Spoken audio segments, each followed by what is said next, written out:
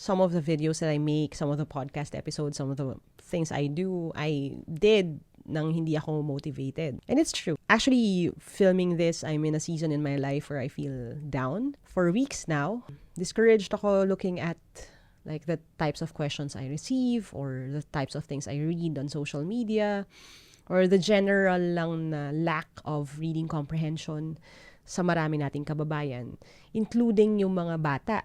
Ang idea ko kasi before is if, di ba, wala kang access to education, hindi ka talaga nakapag-aral, or medyo matanda na, nasanay na doon sa skilled work, hindi na masyadong nagbabasa, these things could fade away. Pero when you see kids who just graduated from high school or graduated from college who struggle with the same things, nakaka-discourage siya. So I feel a little down. Na iniisip ko, may impact ba yung ginagawa ko? May influence ba talaga? May positive ba talaga akong nagagawa?